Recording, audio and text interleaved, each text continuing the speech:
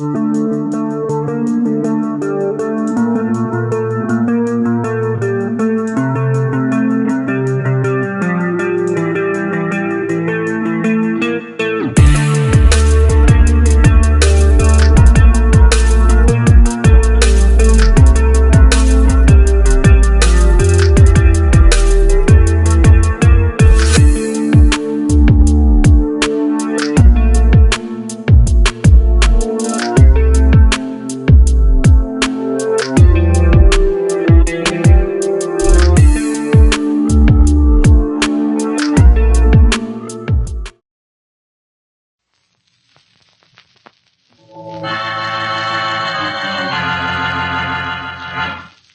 Hats presents The Strange Dr. Weird.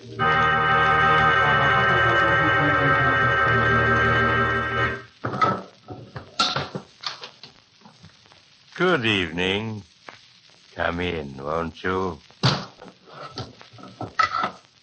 You seem a bit nervous. Perhaps the cemetery outside this house has upset you. But there are things far worse than cemeteries. Such things as dark, forbidding swamps, stretching for hundreds of miles and inhabited by snakes and mosquitoes and alligators, as in the story I want to tell you tonight. A story I call Death in the Everglades.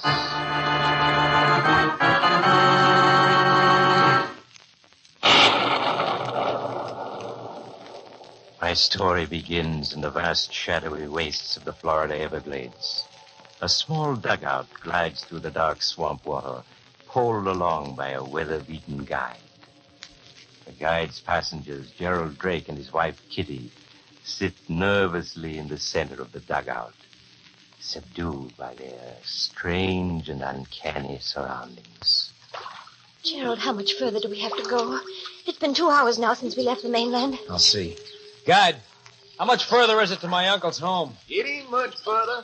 Just a small piece. Gerald, are you sure your Uncle Jason has money? Well, up until my mother died a year ago, Uncle Jason was sending her $500 a month. And he owns thousands of acres of valuable Florida property. If he has money, why should he choose to live here all alone in these horrible swamps? Because he's an eccentric. Oh, Gerald, please, let's turn back. This horrible dark swamp with its alligators and snakes frightens me. I have a feeling that something dreadful will happen if we don't turn back. Don't be a fool, Kitty. We can't turn back. We're broke, do you understand that? Uncle Jason is our last hope. We must go on.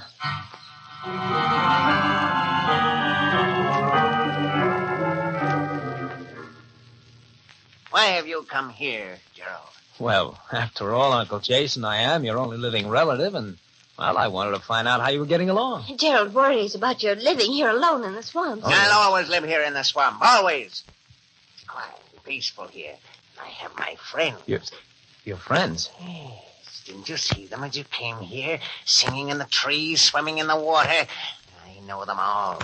They're my friends. They protect me from harm like true friends do. Yes, of course. Uncle, I know why you come here. You want money. That's why you come here, isn't it? Well, yes. You see, Uncle Jason, we... Get out! Get out, you hear? I won't give you a cent, not a cent. But, Uncle Jason, after all, you must remember that I'm your only... Leave my house at once! Get out! We can't. The guide won't be back until 4 o'clock this afternoon to take us to the mainland. Very well, then. You must stay here until he comes. I'm going out now, and when I come back at sundown, I don't want to find either of you here.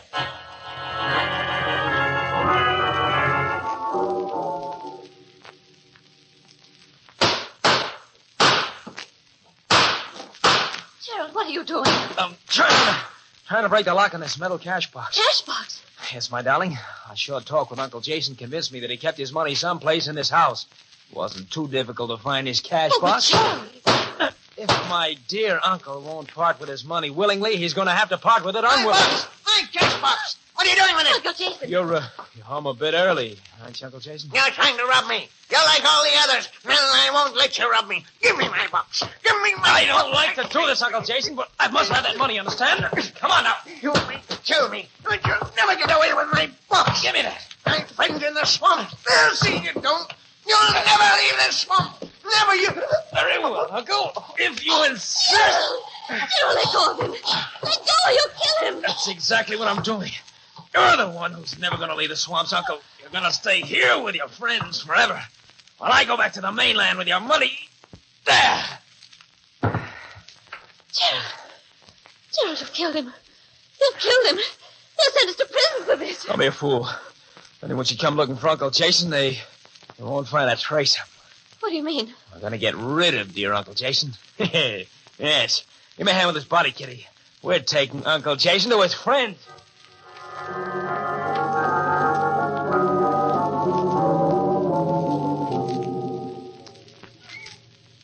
Gerald, how much further do we have to carry him? This is far enough, darling.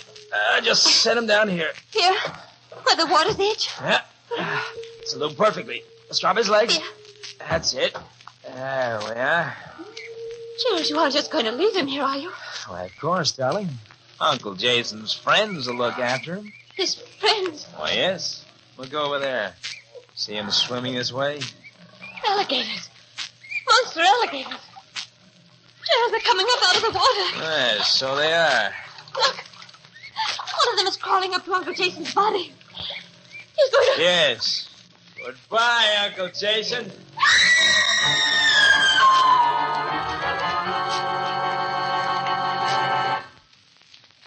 Our mystery will be continued in a moment. But, Dr. Weird, if you'll come over here, I have a mystery of my own. Mystery is my business, young man. All right, here's the clue. The number 5. 5 dead men? Oh, no, I'm afraid you're wrong, Doctor. I'm talking about the famous Adam 5, the quality hat made of all fur felt. Available at the thousands of Adam hat stores and authorized dealers all over the country for only $5. And it's far from dead. In fact, it's the liveliest number you've ever seen, mister. Why not step into an Adam hat shop and prove it to yourself? Try on your size in a famous Adam 5. Examine its snappy style, its lively color, the look of distinction. You don't have to be a master detective to see that in quality and style, an Adam is America's top hat. Now, Dr. Weird. And now I'll finish my story, Death in the Everglades. An hour after Uncle Jason's death, Gerald and Kitty sat on Jason's dock, waiting for the guide to arrive. While they waited, Gerald tried to break open the metal cash box, but without success. Suddenly, they heard a shout. Hello there! Sorry if I kept you folks waiting. Just hop in the dugout. We're on our way back to the mainland. It's getting dark in a few hours. You don't want to be caught in the... What are you staring at? That box you got there. That's the box your uncle keeps his money in. I've seen it when he's giving me money for provisions. What are you doing with it? That's my business, and I don't have to explain it to you. You do if you want me to take you in my dugout to the mainland. Perhaps this'll help you change your mind about that. A gun? Yeah. Now, if you value your life, you'll have us on the mainland within 2 hours. 2 hours, you understand?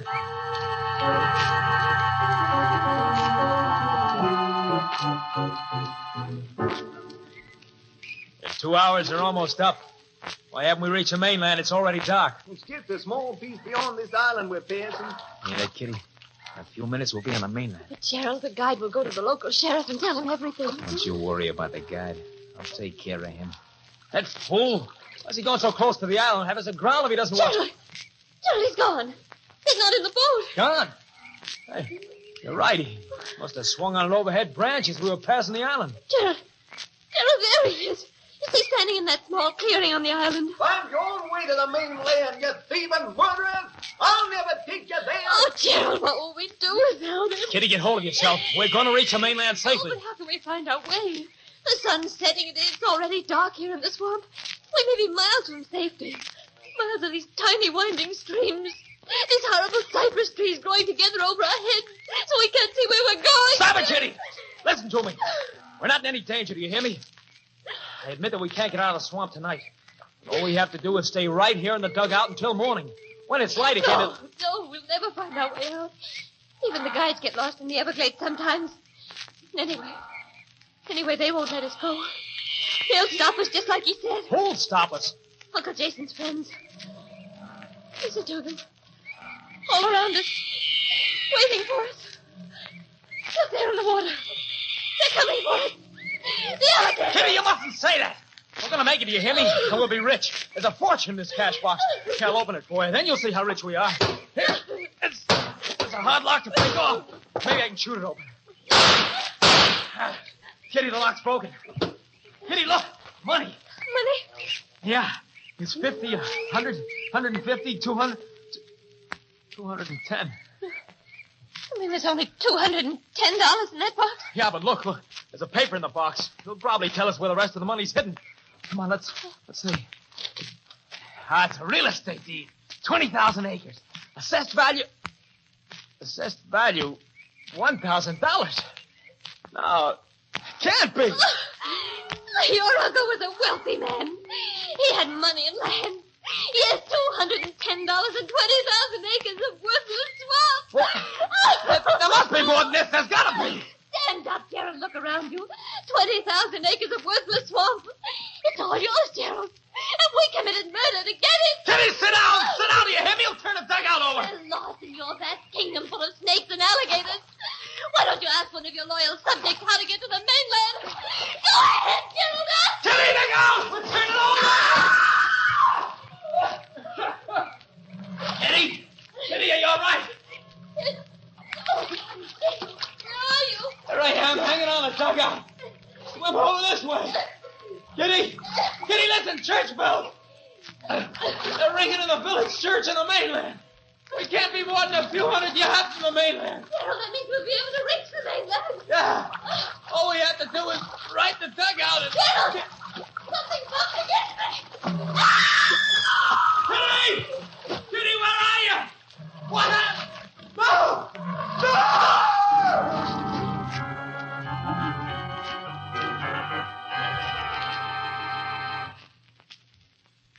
Too bad about poor Gerald and Kitty, isn't it? Such a nice young couple. But so unlucky. How were they to know that Uncle Jason's cash box contained only a few $100s and a deed to some worthless swampland? And then to die in such a horrible way, only a few 100 yards from safety, in the jaws of Uncle Jason's friends, the alligators. You know, it occurs to me that perhaps Uncle Jason buried his fortune someplace in the swamp. Perhaps you'd be interested in going with me to the Everglades to search for it. Oh, you have to go now. Too bad. But perhaps you'll drop in on me again soon. I'm always home. Just look for the house on the other side of the cemetery. The house of Dr. Weird.